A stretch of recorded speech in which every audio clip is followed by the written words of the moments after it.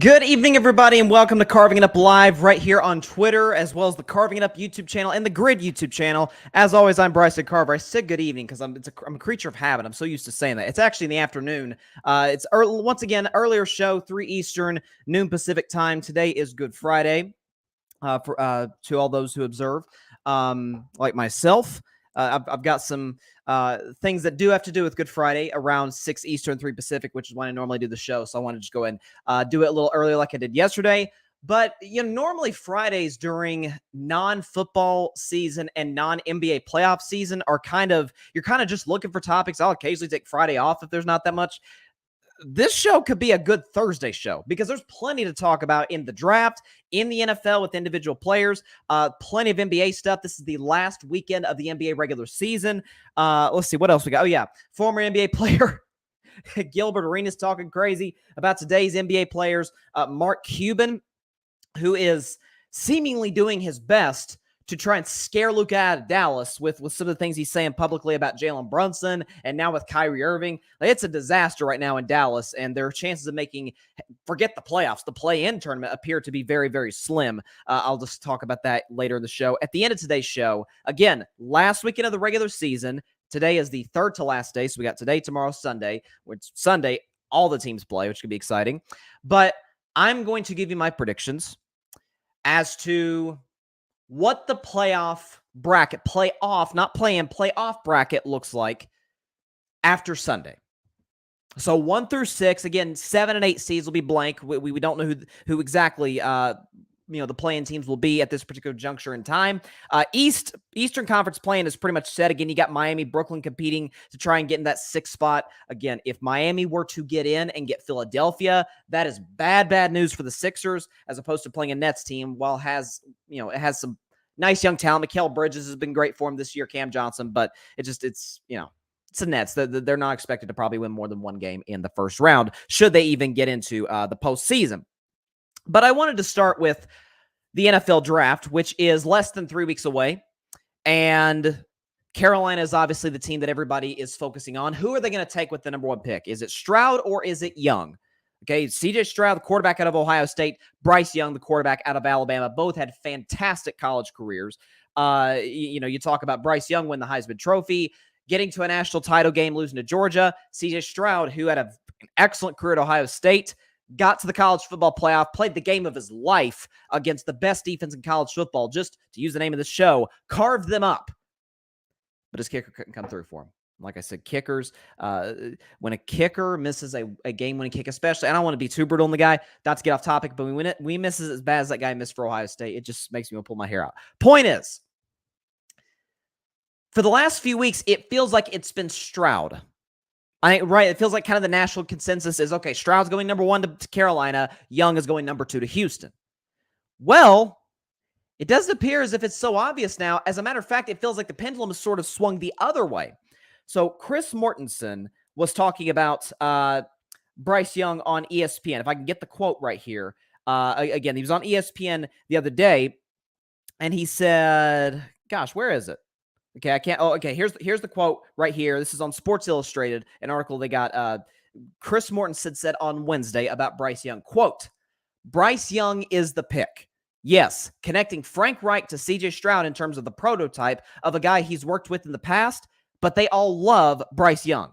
I think I'll quote Adam Schefter when he said this reminds him of when the Niners moved all the way up to draft to number 3 to draft Mac Jones and then changed their mind at the last minute and drafted Trey Lance.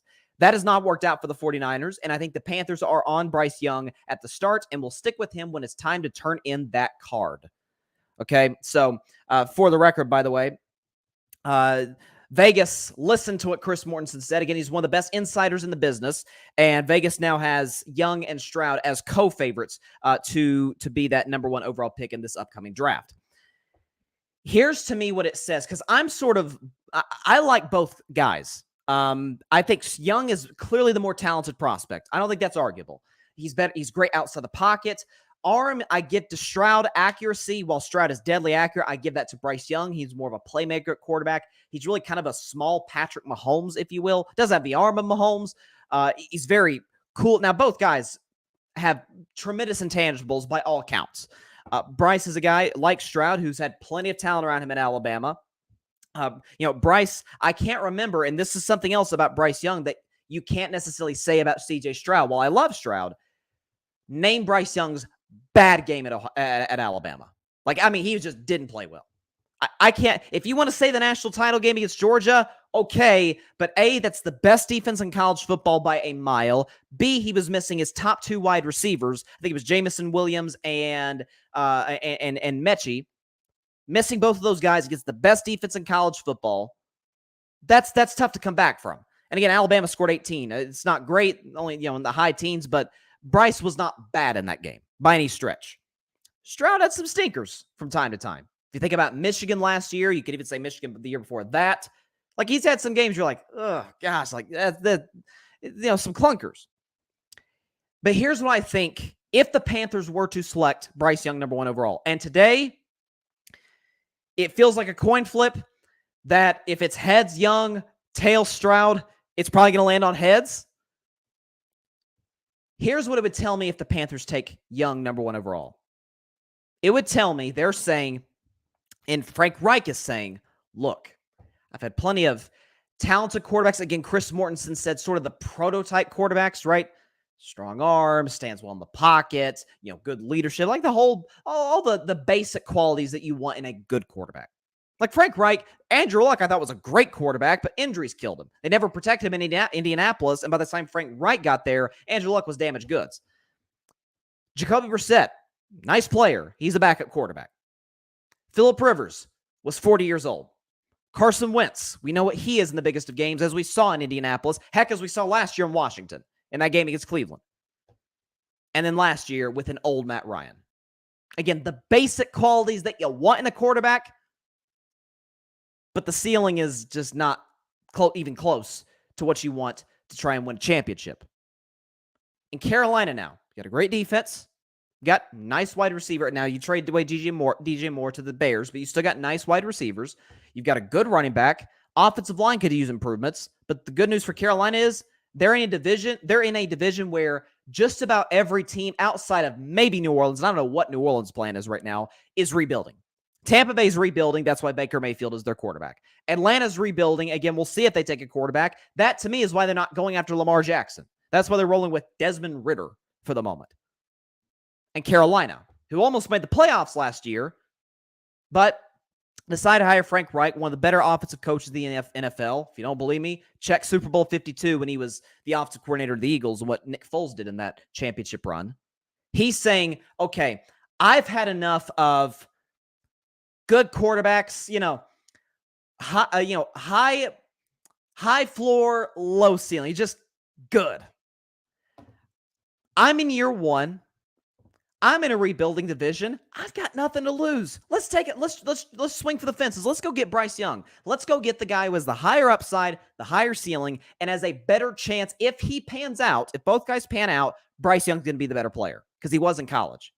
But he won the Heisman, made it to a national title game, and for the record, played in the way tougher conference. Okay, no disrespect to the Big Ten. The SEC is a different animal. The SEC is literally the NFL's minor leagues. It might as well be. Like, that's what it is. You've got your AAA prospects who are, like Will Anderson and Bryce Young that are going to crush it in the NFL, potentially.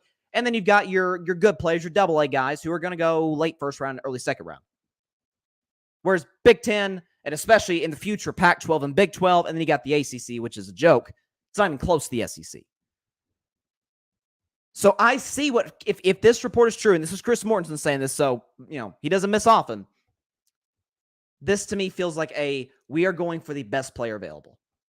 We are going for the guy that, do we have concerns about his height? Of course we do. I have concerns about his height. That's the one thing that makes me hesitant on Bryce Young, because name the smaller quarterback that's working right now.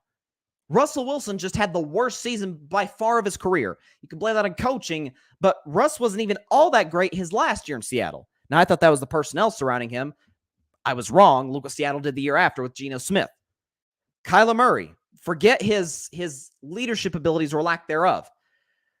Kyler's fallen apart in the last 3 years physically. He entered 2020 hurt, ended 2021 hurt, ended 2022 with a torn ACL. And won't be ready for this upcoming season as he's rehabbing from the ACL. Baker Mayfield, Now, he's not even close to the athlete of a guy like a Russell or a Kyler. Doesn't have near the arm that they do. He hasn't panned out that well. I mean, size matters in the NFL. I mean, if you look at the last few Super Bowl winning quarterbacks, they're all pretty big dudes. Think about Mahomes. You think about Stafford, Brady. Who won in 2019? Mahomes again.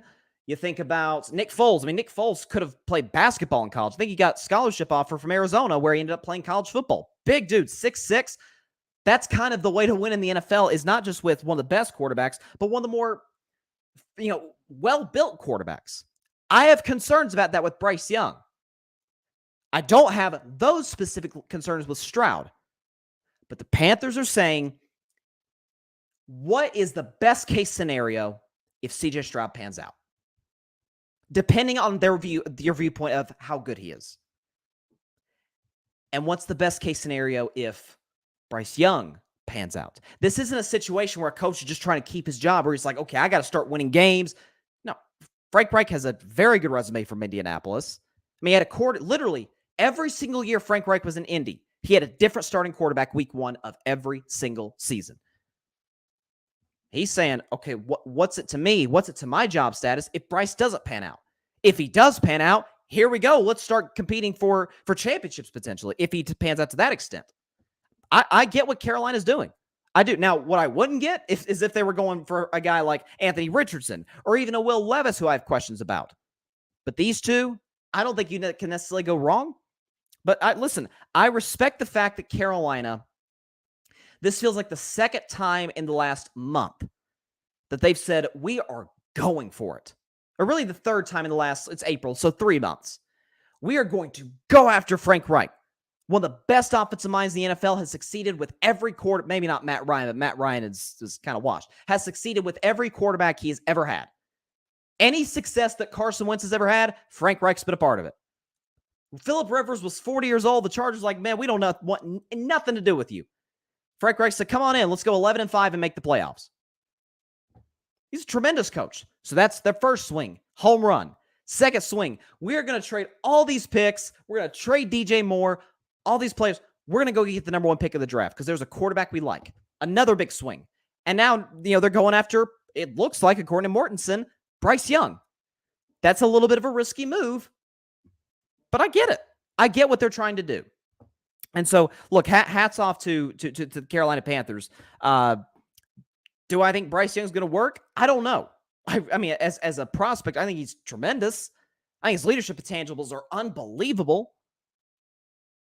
I just worry about his size. Where Stroud, I'm worried about the upside, which I don't worry about with Bryce. Listen, there is no perfect prospect. Not every quarterback prospect coming in the NFL can be Trevor Lawrence, where the kid's literally got everything. He's big, strong arm, accurate, mobile, great leader. That's just not, and he's A+ in all categories. That's just not how it works. We don't get those prospects but once every 10 years. I mean, you get your Andrew Lucks, you get your Peyton Mannings, you get your John Elways. There's not many of those. Okay, so you can't pin those type of expectations on this draft, which I think is a very good quarterback draft, but those guys likely won't be as good as a Lawrence or Andrew Luck when Andrew Luck was, upright. Let's see. I think I got a tweet here from Schefter. Hang on. I saw something here from Adam Schefter. Let's see. Oh, okay, here we go. So Jeffrey Simmons and the Tennessee Titans have agreed to a 4-year contract extension. Okay. Excellent pass rusher. That's a good deal. He's probably today, absent Derrick Henry, he's probably the best player on the Titans. So good move for them.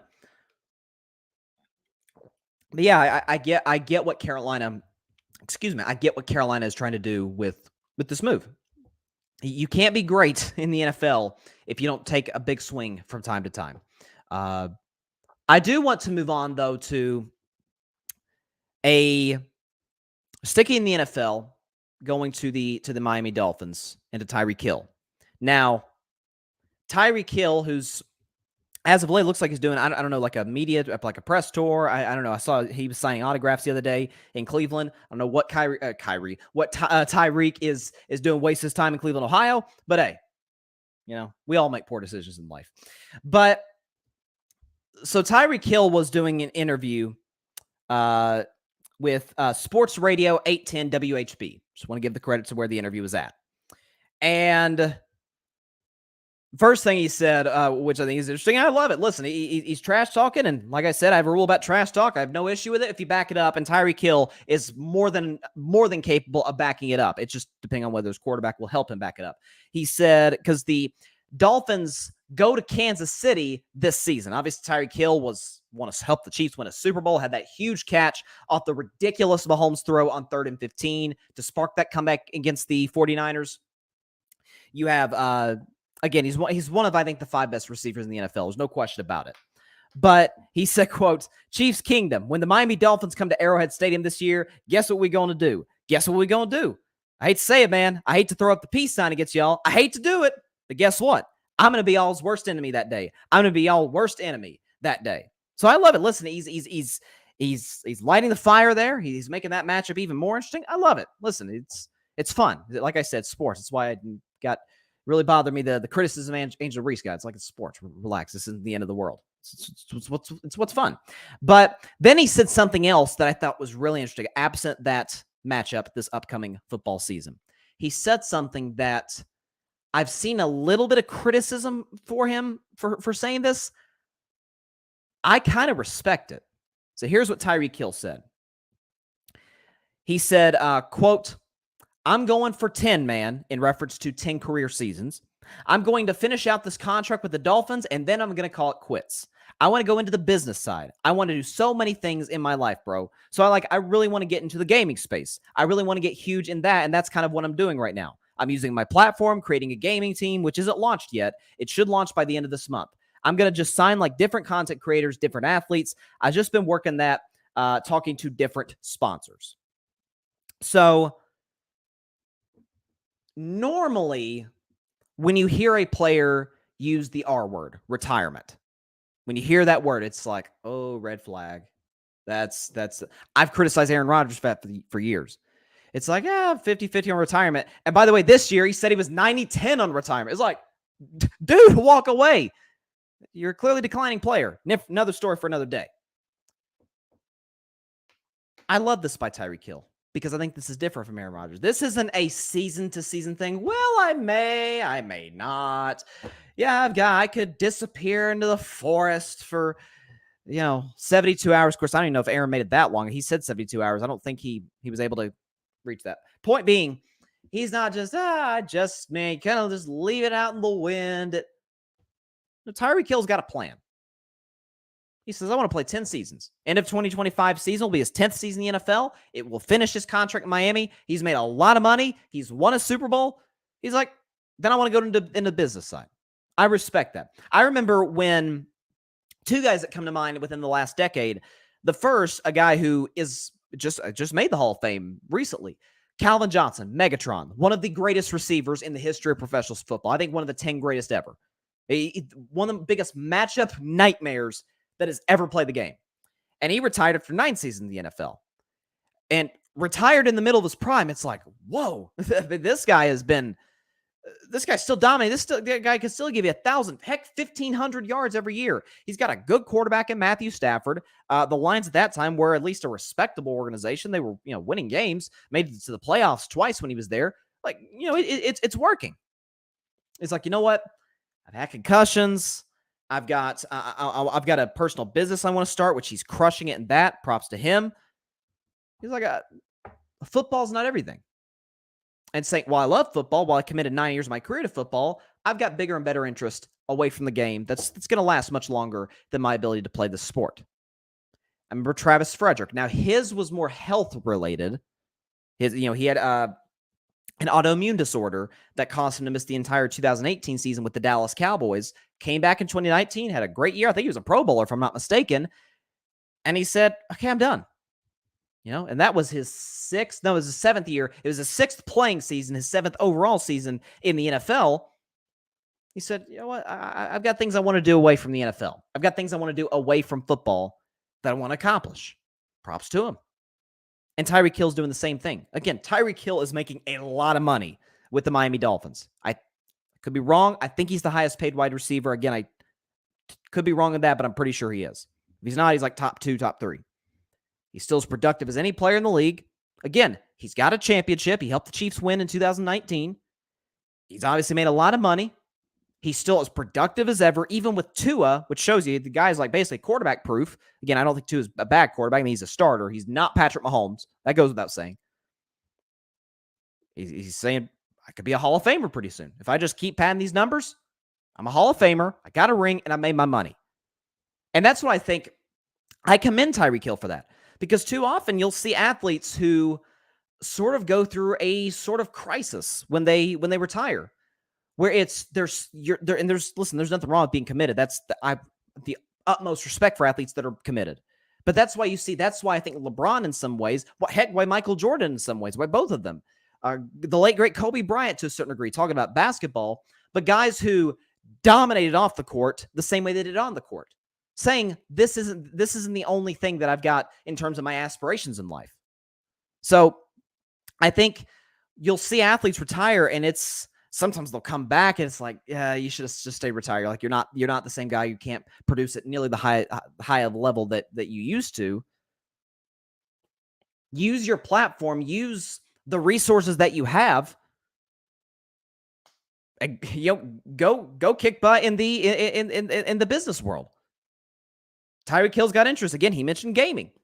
Listen, the gaming industry is, not to quote Antonio Brown, but business is booming in the gaming industry right now. Tyreek's like, I love it. It's doing well. Let's take advantage of it.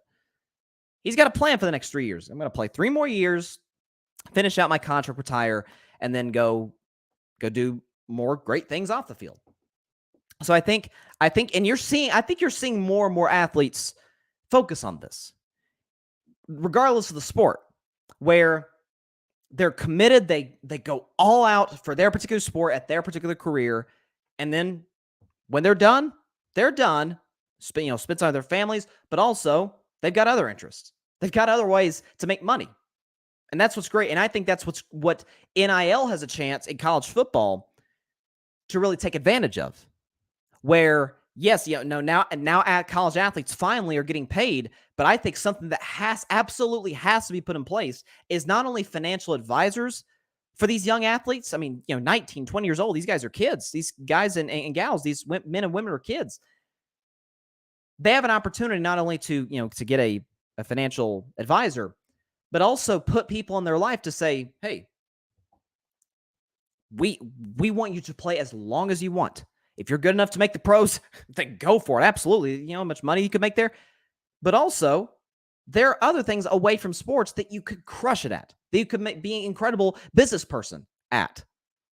So I commend Tyreek Hill. I've seen a little bit of criticism for him. I don't really get that. I really don't, because I think he's focusing on, people criticize people for getting the bag. Listen, we live in America. This is a capitalist society. You do what you got to do, as long as it's not illegal, of course. Hats off to Tyreek Hill. I respect that.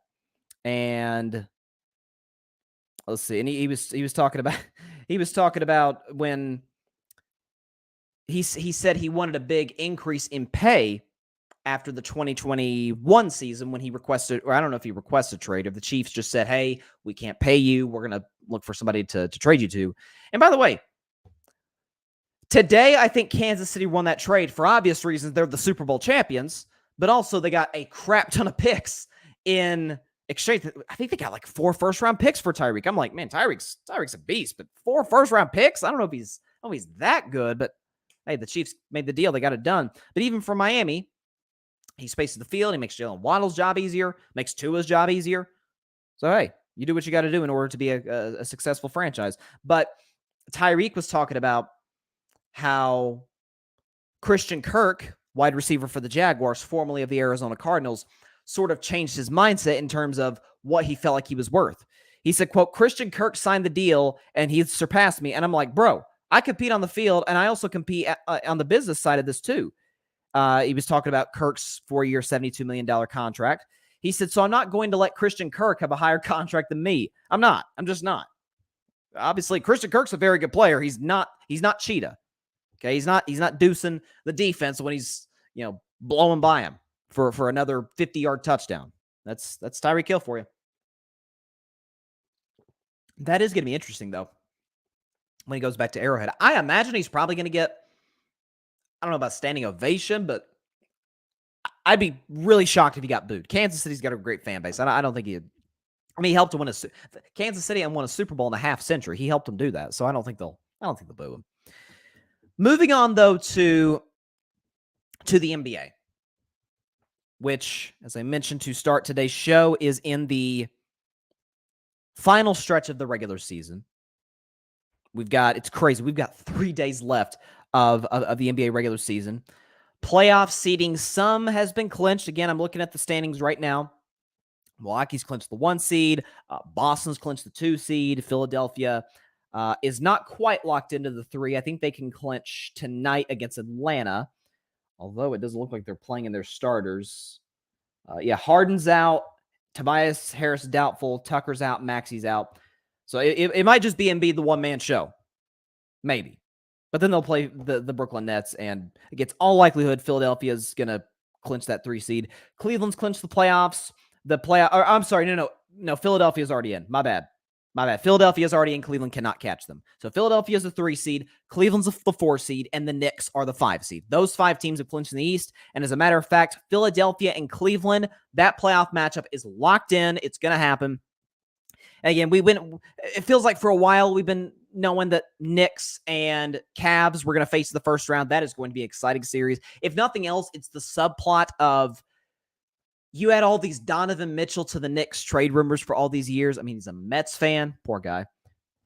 But he wanted to go to the Knicks, reportedly at least. I think he's from the New York area. That's why he is a Mets fan.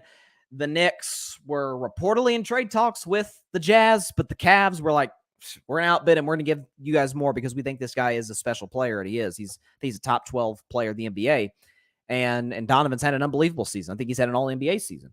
And the Cavs said as well. Listen, I don't like to give Cleveland props. Never have, never will. But I said this. I think I had Cleveland as my 3 seed. I think I had Cleveland as the 3 seed going into this season. They're the 4 seed and just a half game out of the 3 seed. So I was pretty close on getting Cleveland right. Young talent, getting better. Now, I will say, quickly, before I get to the Mark Cuban thing, I feel terrible for Cleveland in one way. And I'm not joking here when I say this. For the same reason that I don't feel bad for my Warriors, I feel kind of pissed about what's going on with my Warriors. Not with them, but with the new CBA. And I talked about this last year on my show when there were talks of the new CBA having a limit on, it wasn't on max contracts. No, it was a limit on like the cap or something, or how much you could spend over the luxury tax. I'm like, you've got to be kidding me. You say, well, you're saying that because it hurts your Warriors. Not just that, because of course I'm going to oppose anything that hurts my Warriors. But that didn't make me that angry, because I think we can still win championships as long as we got the core 3. It's the fact that Golden State, people talk about the right way to build teams. I don't necessarily agree with that, about there's a right way. The right way is however you got to win a championship. You do whatever you got to do to hoist the trophy and be the last team standing. There is no right way to do it. But Golden State, let's put it this way, they did it the hard way. All of the best players in their team outside of Andrew Wiggins, like the key guys, like the 6 best players in the Warriors, 5 of them they drafted. Wiggins they traded for when nobody wanted Andrew Wiggins, for the record. So let's keep that 100. Wiggins' stock was way higher than he was when he was drafted than when he was traded to Golden State. Nobody wanted Andrew Wiggins. Golden State did, and you see how that's paid off for them and him. They drafted Steph in 2009. They drafted Clay in 2011. They drafted Draymond in 2012. They drafted Looney in 2015. They drafted Poole in 2019. Cleveland, they traded for Donovan Mitchell, but they drafted Evan Mobley, and they drafted Darius Garland. Now, they took Jared Allen, so you could... But I hate... It bothers me so bad, and I got to criticize the commissioner for this. I'm a big Adam Silver fan, but I think he, the CBA, and the players, the people who vote on this, got it dead wrong. You are punishing teams who... We're punishing scouts, we're punishing GMs for discovering these guys. People knew about Steph Curry because he had that great run at Davidson. I don't know. Do you remember watching Klay Thompson in college?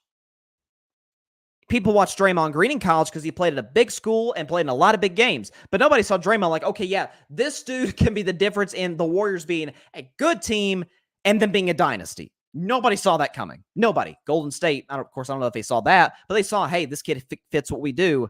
4 championships later, Cleveland, they discovered these guys. They found these guys. Mobley, people knew he was going to be good. But it bothers me how the new CBA punishes teams for finding great players. I think it's one of the worst moves in the history of the NBA, of any CBA ever. It's terrible. By the way, it hurts Milwaukee. Milwaukee drafted Giannis. They drafted Middleton. Yeah, I don't like it. Boston drafted Tatum, drafted Jaylen Brown, drafted Marcus Smart, drafted Robert Williams. It's a horrible, horrible move. Hate it. Absolutely hate it for the NBA. I think it's garbage. Okay, let me get off my soapbox with that. So I just totally got into I got to talk about Cleveland, and then I went on like a 5-minute rant. Apologize for that. Let's talk about Mark Cuban, though, and the Dallas Mavericks, because the times are not good, as my buddy Grady would comment in reference to the Tom Petty song, and I'll do my best not to screw this up. The Dallas Mavericks are free falling. They're free falling right now, guys. Sorry, I had to put you through that, especially those listening to earbuds. Point is, Dallas is in trouble. Now, I said that the Kyrie Irving trade, when it was made, was a terrible move. It was gonna. I didn't think it'd be this bad. Maybe I just underestimate Kyrie's bad impact in the locker room too much. I mean, I always think it's gonna be bad. I always think something's gonna blow up. Something's gonna go wrong when he's a part of a team that's trying to win a championship, absent LeBron James. Did not think they'd fall from the 4 seed to the 11 seed and be a game out of the play-in tournament with 2 games to go. Now, again, you look at the standings, forget the teams who have clinched. We're talking about OKC and Dallas are both competing for that last play-in spot. OKC is up a half game with 1 to go. It's as simple as this. If the Thunder win on Sunday against the Grizzlies, they are in the play-in. Dallas is done. However, if the Dallas Mavericks win their last 2 games, the first one tonight against the Chicago Bulls, and the second one on Sunday against the tanking Spurs, and the Thunder lose to Memphis, Dallas is in the play-in tournament, and their hopes for sneaking into the playoffs are still alive. However, it should have never come down to this. It should have never come down to Dallas hoping and praying that OKC loses a game to Memphis's backups just to get into the play-in tournament. Need I remind you, it was just, 2 months and 2 days ago that the Mavericks traded for Kyrie Irving. 3 days later, he played his first game as a Maverick. When he took the court, the Dallas Mavericks were the 4 seed in the Western Conference with a chance to get the 3 seed. They are now the 11 seed, fighting for their play-in lives. Not only that, but Mark Cuban was talking to, was it Tim McMahon? Yeah. So he was doing an interview with ESPN, and he was talking about how the Mavericks, and I don't know if you guys saw where Luka Doncic the other day was talking about they really missed Jalen Brunson, who was obviously on the Mavericks for the last few years, was a huge piece in them getting to the Western Conference Finals last year, and left in free agency, signed a big deal with the Knicks, and has been a home run. I thought it was crazy that kid was not an all-star. He's been amazing this year for the Knicks. And Dallas has obviously missed him badly. Although I'd make the case that without him and before Kyrie Irving, they were doing just fine. And then they plug Kyrie in and it all blows up, predictably. But Mark Cuban was talking about with Jalen Brunson, said that essentially Jalen Brunson, they thought he was going to stay, but we never got the chance to re-sign him. Here's his quote. Quote, "We thought we could turn him around. We wanted to re-sign him and wanted to keep the season going together. We thought, because JB kept on telling us he liked being here. JB never gave us an indication. It was only the parents, Jalen Brunson's parents, that were the issue. Even the agent said, worst case, we can do a sign and trade. And then some at the Mavs, who possess Brunson's bird rights, could have offered significantly more money than the Knicks and a fifth year on the contract. According to Cuban, the Mavericks were not given that opportunity. We didn't know what the bid was, Cuban said, speaking at a media day after Doncic said the Mavs missed Brunson a lot. They never gave us a number. Knowing the numbers now, I would have paid it in a heartbeat, but he wouldn't have come anyway. There's just no possible way that it was about money. I mean, there was no negotiation. They didn't give us a number. I mean, when you think that when you're the incumbent team and you can match anything, that's the way it works, right? You have a relationship with the agent and they want to at least give you a chance because you helped develop the player. You had him for 4 years. Okay, let's work together. Is Mark Cuban trying to drive Luka away? Because what Mark Cuban is doing right now is he is not just taking a shot at Jalen Brunson, taking a shot at the dude's family, at the parents. He said when the parents got involved, that's when it got dicey. Don't think Luka isn't watching this.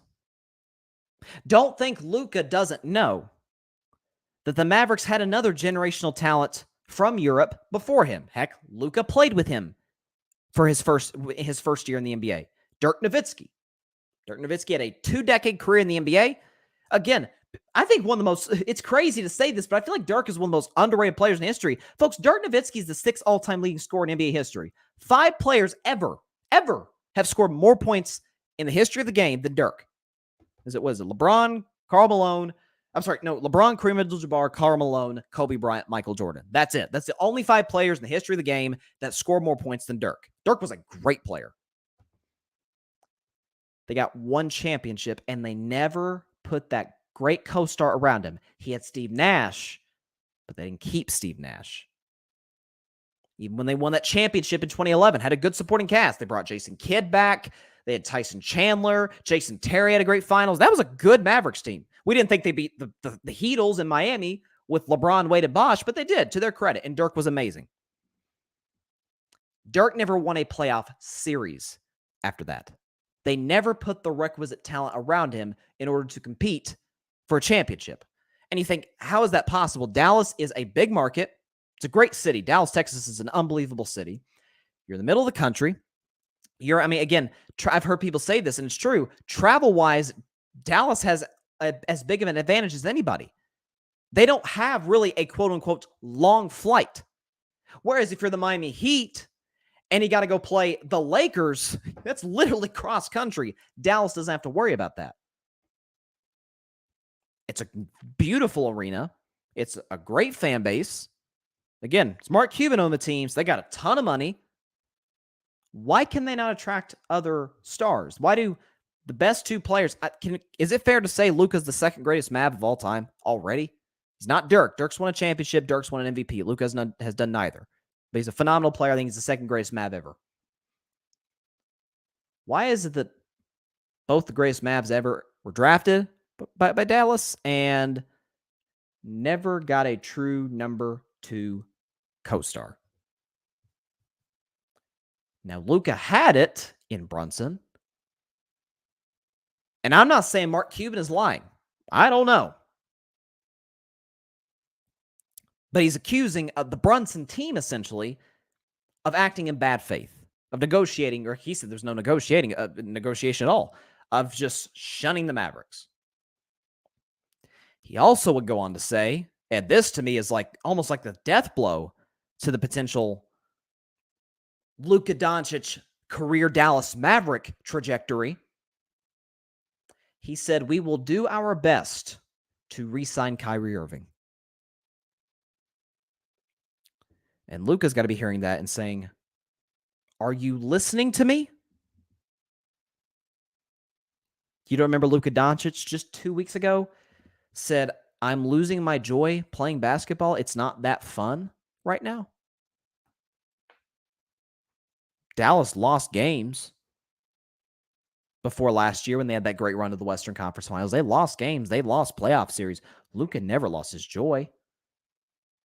Points back to that guy who blew up the locker room in Boston, blew up the locker room in Brooklyn, and has, in short order, blown up the locker room in Dallas. And Mark Cuban's like, yeah, let's bring him back. In part, I kind of get why Cuban's saying this, in part because we really don't have a choice but to try and bring him back. Because we gave up all of these assets that we have, Dorian Finney-Smith, Spencer Dinwiddie, to get a guy who's going to be a Maverick for 2 months, who's probably going to leave in free agency. Now, he could stay because I don't think Kyrie Irving's going to have all that big of a market, because teams around the NBA are like, we're not touching him with a 10-foot pole. He's got too bad of a history. He got too sketchy of a history in the locker room for us to even think about making the move. Even the Lakers, who reportedly, they're all in on Kyrie. They're going to sign him in 2023. Even they're like, we're good. We'll just run it back with the team that we've got. Which, by the way, I think is a great move by them. So he may have to bring Kyrie back. How do you think it's going to sit with Luka? Because ultimately, listen, you could say, spoiled, entitled NBA players. But this goes back. This is a tale as old as time. This is decades and decades and decades ago. You've got to make sure that the face of your franchise, the biggest reason that you have an opportunity to compete for championships, heck, the guy who's most responsible for making you a lot of money if you're the owner. If there's no Luka, Dallas's revenue is not as good. I hate to tell you. Not bringing as much money if they don't have Luka Doncic, who's one of the 5 best basketball players in the world and who's had as much success as he's had this quick. You have to make sure he's happy above all else. Because if he's happy, everybody will be happy. Right? The fans will be happy. Right? Cuban will be happy with the money that comes in. And ultimately, your chances of competing for championships will still be in the mix. I don't know what Mark Cuban is hoping to accomplish with these quotes about Jalen Brunson and then about Kyrie Irving. But I cannot imagine it sat that well with his best player. I can't. I have a hard time believing that. See how it plays out over the next few days, because I feel like Dallas has a very, very, very slim chance of missing the playoffs. I don't know. I do not like the direction this organization is going in at all right now. Okay. So, again, earlier show today, 3 Eastern, noon Pacific time. It's very, again, it's been unconventional today, yesterday, just some, stuff going on. Nothing's wrong. Don't worry about that. I wouldn't be doing a show if something was going wrong. But just, listen, we all got crazy lives. We got stuff going on. Monday will be the regular time, 6 Eastern, 3 Pacific time on Twitter and the Carving Up and Grid YouTube channel. So don't worry about that. We'll get that taken care of. But I want to shift to so my teammate here at the Grid and my buddy Barry Grant Jr. If you haven't checked out the All Even podcast, do that. Since the inception of his show almost 3 years ago, he's gonna be celebrating his 3-year anniversary, I think, this summer. So congrats, Barry. But at the end of his show, it's my favorite part. He does his dummy of the week. It can be in sports, which is usually the case. It could be outside of sports. It could be anybody. The dummy of the week is arguably the best segment on the Grid. Although I would make a strong case that the best segment on the Grid is. What a betting man. That's the best segment. But dummy of the week's up there. Well, Barry, and I was actually texting him this earlier. He's got a candidate for dummy of the week. He's got a good one. And I don't remember I don't know if this guy has been a dummy of the week before. I think he has. I could be wrong on this. But Gilbert Arenas. Former NBA player, most notably with the Washington Wizards in the early 2000s. And he said, he was on some podcast or something. He said, quote, NBA players are not in the shape they used to be. Oh, Lord. Look, Gilbert is the clickbait king of former NBA players. Like he's really, I'll give him credit. He's made a good career in the clickbait business. But to say that NBA players are not in the shape that they used to be, which good old days talk with anything, mostly in sports, drives me nuts. Yeah, we've got greater athletes now than we've ever had. We've got better coaching, better nutrition, better workout habits, better workout habits. What the heck is Gilbert Arenas talking about here? Has he watched Steph Curry? Steph Curry runs every second of the game. Steph Curry is never stationary. He's never just standing in one place at one time. You know, when he's off the ball doing nothing, he's not chilling on the defensive end, just let those guys go by me. The help defense will come and basically mask my bad defense. Has he watched Giannis Antetokounmpo? Has he seen the shape? Okay, all I will say, look at Giannis when he came in the league in 2013, 10 years ago.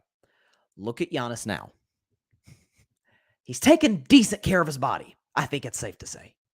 And when you watch him, a strong argument can be made, he plays harder than any players in the NBA. Both ends of the floor.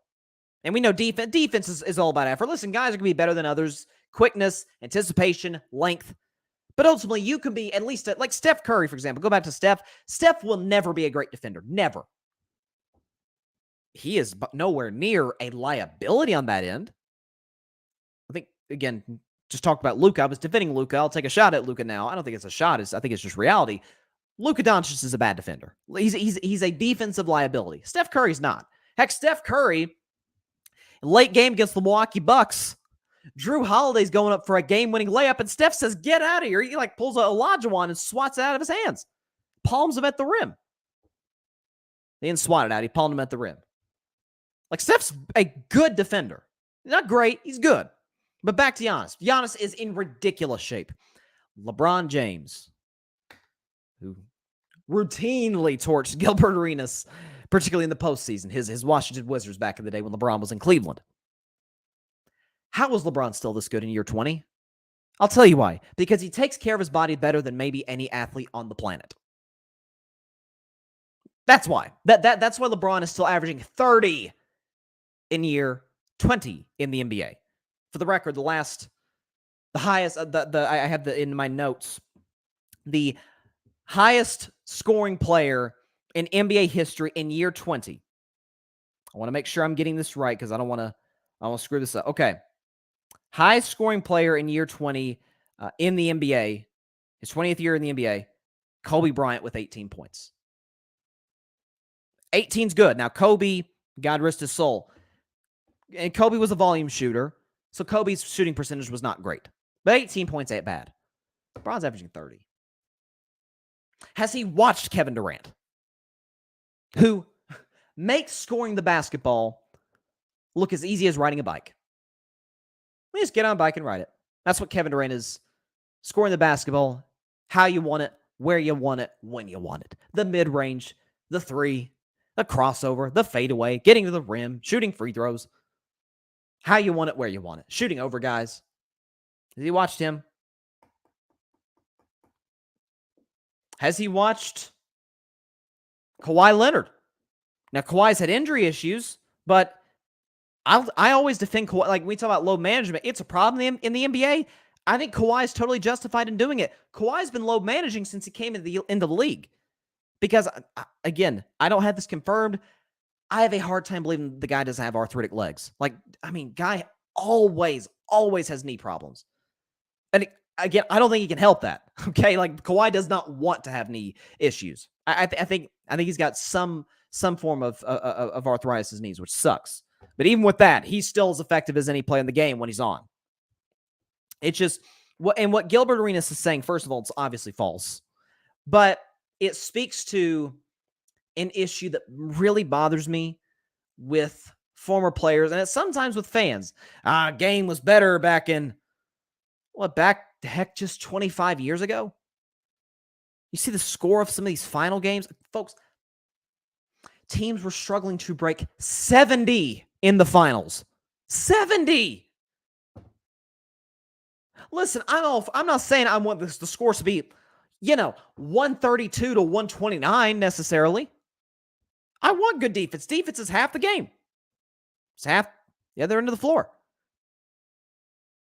But the notion that, they were more skilled back then, it's just the game was tougher. These guys are soft now.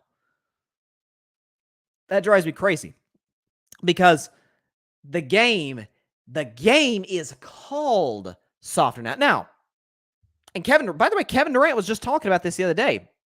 He said he hates it when people call the current guys soft. He said, no, you guys just got away with flagrants. You guys just got away with punching each other in the face when you're going for layups. That's not basketball. That's a flagrant foul. You should be tossed out of the game. Now, in the NBA, for some guys, it doesn't take much to get a foul call. Luka, Joel Embiid. And it takes you to basically assault the guy to get a call, Steph or LeBron.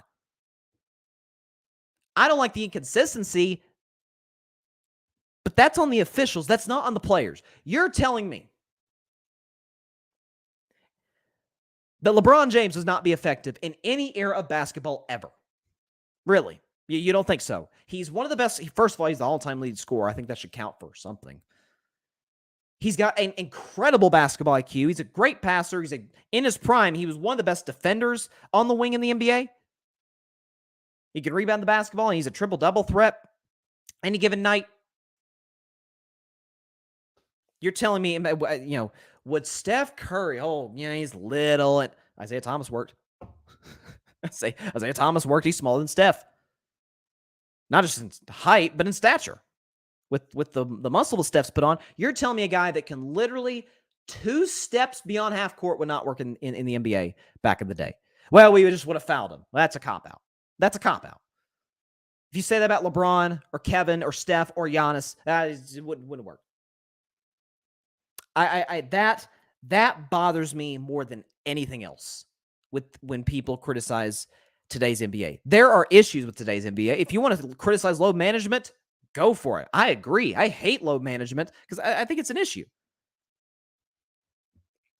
But to say players today aren't as skilled as back in the day is just flat out false. I mean, the 20th best player in the NBA. I'm trying to think of a guy off the top of my head. Let's say Jalen Brunson is the 20th, or another Jalen Brown. Let's say they're 20th. Jalen's probably higher than 20, but around that area. 20th-ish best player in the NBA. They'd be great back in. Now, conversely, there are guys who played in the NBA back in the day who maybe didn't necessarily work great for that era, who'd work great with today's era. I think about Domantas Sabonis' dad, who played for the Blazers toward the end of his career. He's a little bit like Jokic. I think he'd have been a great fit, been kind of like a point center in today's NBA. I think if we're talking about all-time great players, I think Larry Bird would have been a seamless fit in today's NBA. Great shooter, great defender, great passer, like all the things that you need to be a great basketball player, Bird pretty much had. But we can't turn the narrative around and say, well, yeah, those guys would have worked today, but today's guys wouldn't have worked back then. It doesn't work like that. And we all know Gilbert Arenas is trying to imply this, which I hate. I hate it when we just rip today's guys as if they're just bums. It's crazy. It's crazy. I mean, the skill player of guys in the 90s, not even close to what it is now. That's partly why I think LeBron's the GOAT. Think about the teams Jordan played in the finals versus what LeBron played in the finals. Jordan played the Lakers, who had Magic, but no Kareem and no Worthy because he got injured in that series. James Worthy was a great player. He played Portland, who was good. Clyde Drexler, good team, not overwhelming. He played the Suns, who had an excellent team. Charles Barkley, Johnson, very good team in Phoenix. Not an all-timer. He played the 96 Supersonics. Great defensive team. Gary Payton, Sean Kemp, not overwhelming. Now, the last 2 teams he played, the Utah Jazz in 97 and particularly in 98, are some of the greatest teams ever to never win a championship. Because you got John Stockton, who's by a mile the all-time leader in assists, and you got Karl Malone, who scored more points than every player in NBA history except for LeBron and Kareem. Whereas LeBron, on the other hand, faced the Duncan Spurs 3 times, faced the greatest dynasty since Jordan's Bulls, the Warriors, 4 times. He faced the Thunder with KD, Harden, and Westbrook. He faced Dirk Nowitzki in the finals. Now, he didn't play well in that finals. I'll leave that there. He didn't play well. And in 2020, probably the worst team he's played, the Miami Heat. I'll give you that one. But 7 of his 10 finals appearances, he faced Tim Duncan, Steph Curry, actually 8 of his 10 finals, Tim Duncan, Steph Curry, Kevin Durant. Because he played Durant 3 times because he played him once in OKC. I mean, what are we talking about here? It's not even close. Who's the best player Jordan played in the finals? I guess it's Magic Johnson, but Magic wasn't Magic. At least, what he was in the 80s at that time. So the best player in his prime that he played was either Barkley or Karl Malone. Best player in their prime that he played the finals. Bron played Duncan, who to me is the 6th greatest player ever. Steph, who to me is the 7th greatest player ever. And KD, who's probably the 12th or 13th greatest player ever. Not 12th. He's not 12th. 13th or 14th greatest. Because I think 12th is Hakeem.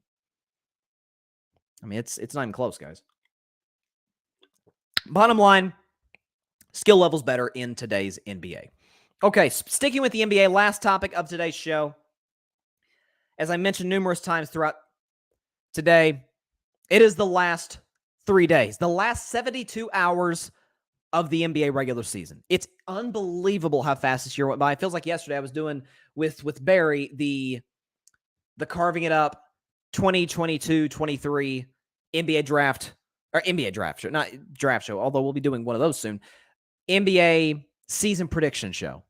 I gave my predictions for the regular season, who was going to win MVP and coach of the year and 6th man, all that, and then playoff predictions.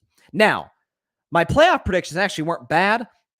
I still feel great about my preseason finals prediction, Golden State in 7 over Milwaukee. I'm still sticking with that. But currently in the NBA, as we sit here today, we'll start with the East. What does the East look like with 3 games to go? Bucks are the 1 seed. They're clinched.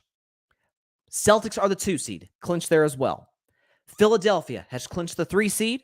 Cleveland has clinched the 4 seed. New York has clinched the 5 seed. Those 5 teams are all in the playoffs. They don't have to worry about the play-in tournament. And they're locked into their spot. So for those 5 teams, the games from here on out are just games. They don't mean anything for playoff positioning, at least. And then in the Western Conference, we have 4 teams who have clinched. The Nuggets are they the 1 seed today? Yeah, the Nuggets have clinched the 1 seed in the West. So they're in, and they're the 1 seed, home court advantage. The Grizzlies are the 2 seed today. They have not locked up the 2 seed. One more win, and they've got the 2 seed. They play in Milwaukee tonight. They're the 2 seed, but they clinched the playoffs. The Kings today are the 3 seed. They're not locked in, but they're in the playoffs. By the way, for the Kings, the first time they've been in the playoffs since 2006. They had the longest playoff drought of any team in professional sports. And then Phoenix just locked up a playoff spot recently. They're in, and they are locked in as the 4 seed. So they're in the playoffs, and they are going to face whoever is the 5 seed.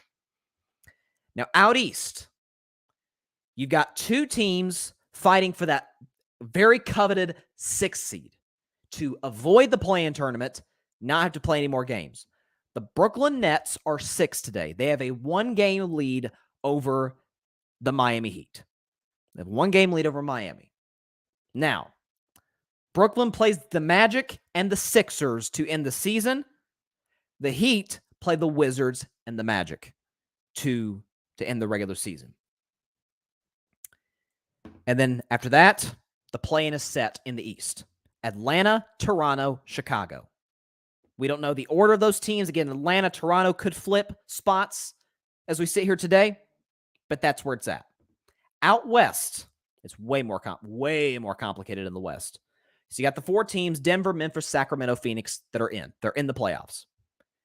You've got 4 teams fighting for the last 2 playoff spots, in particular, the 6th seed. They don't want the 5 seed. They want the 6th seed so they can avoid the Suns. Clippers are 5, Warriors are 6, Lakers are 7, Pelicans are 8. And then following that, you've got the Timberwolves, Thunder, and Mavs competing for those last 2 play-in spots. All of that said, again, as we sit here today, we've got 1, 2, 3, 4. We've got 9 teams that are done. Their season's over. Some they've known it for a while, like Houston and San Antonio and Detroit. But 9 teams whose season's over, they have no chance to make the playoffs. So for everybody else, here's what I think is going to happen. I'm not going to do game predictions necessarily, but sorry for the podcast audience. I'll put the graphic up right now. Here's to me what the playoff format is going to look like after Sunday. Here you go. So we know Nuggets, Grizzlies, Kings are all in that order in, as Phoenix as well. I believe the Clippers will be the 5 seed. They will beat Portland tomorrow night. Portland's tanking. And my guess is Phoenix probably, if they don't rest their guys, they'll play them like a half. Again, Phoenix isn't playing our guys. Again, we will never get LeBron James versus Kevin Durant, as I was praying that we would yesterday. Because KD played 40 minutes last night. The Suns are already in the playoffs, so this game means nothing for the Suns. KD's not playing tonight. It's like, are we ever going to get LeBron versus KD again? It's so frustrating. They haven't played in 3.5 years. Anyways, Clippers are the 5 seed. They win their last 2. Golden State is the team. My Warriors are the coveted 6th seed. I think they win their last 2 games against the Kings, who they play tonight, ironically. And who do they play Sunday? They play Portland on Sunday. A tanking team on the second night of a back-to-back. And the Lakers will be the 7 seed. And they'll be in the play-in. Now out east, a little less complicated. Top 6 seeds, or top 5 seeds are all locked in. Bucks are 1, Celtics are 2, Sixers are 3, Cavs are 4, Knicks are 5. I think Brooklyn will be the 6th seed. Now, you guys know I love Miami. I went so far as to call Miami a contender because do you want to face the Heat in the playoffs? We know what their resume is in the postseason the last few years. We know what Jimmy Buckets is in the postseason the last few years. But the Nets will play a Magic team whose season is done. Probably going to be resting a lot of guys. And they play the 76ers on Sunday. And in that same instance, we worry about Philadelphia's health in the postseason. At least I do for a long time. They're in. These games mean nothing for them. I anticipate they'll rest their starters as well. So regardless of what happens with Miami, Brooklyn will be the 6th seed. So the play-in out west, I think in this order, will be, make sure I'm getting this right. Okay. Lakers, Timberwolves. I think the Timberwolves jump the Pelicans, then the Pelicans, and I think Dallas' season ends this weekend. OKC is in the play-in tournament. There you go. That's one thing's going to happen. That's one thing's going to happen. And out east as well, in that order, I think the Heat are the 7th seed, Atlanta retains the 8th seed, and then where it sits today, Toronto, Chicago. And the play-in tournament starts next Tuesday. So there you go. And I'll give my play-in predictions on Monday's show. That's how I think it's going to be.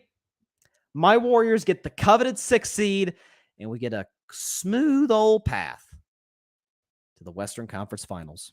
Let Denver, let Phoenix, let the Clippers, let the Lakers, let them all beat each other up while we get the Kings, who, while they're amazing offensively and have a great coach in Mike Brown, they play no defense, and they've never been to the playoffs. Again, the franchise has not seen the playoffs since the Seattle Supersonics existed. Since then, the Supersonics moved to Oklahoma City and became the Thunder. That's how long it's been. By the way, hats off. I've got a hat on. Hats off to Mike Brown, who won championships in Golden State as an assistant coach. I love Mike Brown. Love that guy. And he's done an awesome job with Sacramento. No surprise there. He's resting his starters tonight. So we're playing the Kings G League team. So the Warriors are going to win out. The Clippers are going to win out. We will be the 6th seed. We'll get the Kings in the first round.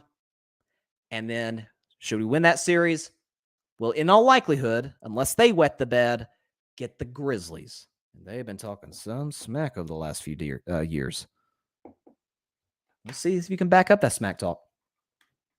That'll be a fun second round series. I have a good feeling about it. All right.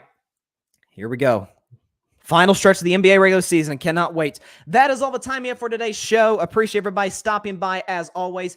We'll be back to our normal time. Don't worry. Catch Carving Up Live on Monday at 6 p.m. Eastern, 3 p.m. Pacific time on Twitter, as well as the Carving It Up YouTube channel and the Grid YouTube channel. And be sure to like, share, comment, take 2 seconds out of your day. Hit that big red subscribe button. Helps the channel grow exponentially. And be sure to go subscribe to the Grid Network. That is GRYD, the Grid Podcast Network. Sports network I'm a part of on YouTube. You can catch my podcast. If you want to listen to the show, you can listen to Carving It Up through the Grid on Apple, Spotify, iHeartRadio, Google Podcasts, as well as wherever you get your podcasts. Also got a amazing plethora of shows on the Grid. I mentioned Barry, All Even Podcast, co-founder of the Grid with Mike Guido. Patrick Brown, the Chaotic Sports Podcast, and the Forum Podcast. The Forum is a tremendous show, especially if you're a Lakers fan. You've got Parnell, the Commander's Demand Podcast. I'd like to get him on the show pretty soon. Introduce you guys to him. If you haven't been introduced to him already, check out his show, The Commander's Demand. We've got the Cowboys Can Fan Podcast. Love those guys over there. Ant, Alex, and Adam. Ryan Flowers, who's doing an unbelievable job right now with our NFL draft stuff. Clutch Sports Talk. I'm sure I think he may have a show Sunday. I don't want to speak for him. He may have a show on Sunday. NFL Sunday morning. Check it out. Who else we got? Alfred Parsar Jr., Metropolitan Report. He's there at Citi Field right now as we speak, catching the Mets playing the Marlins right now. Mets are up 9-3, so I bet Alfred's happy about that. The Metropolitan Report and the Rocket Fuel Jets podcast. And the Jets have obviously been in the news quite a bit lately. So awesome content at the Grid Network. Please go check all of it out. Have a great weekend, everybody. If you find in your heart, observe this Good Friday, the true meaning of this day. Hope everybody has an amazing Easter and understand the meaning of that day, the great news of that day as well. He is risen. Have a great weekend, everybody. By the way, hats off to the Tennessee 3. You're doing awesome work, and we stand with you. Please be sure to take care of your physical as well as your mental health. God bless you all. Peace out. He's risen. Thanks so much for watching the show on YouTube. Be sure to click that big red subscribe button and go check out the other clips and full shows of Carving It Up Live. Have a blessed day.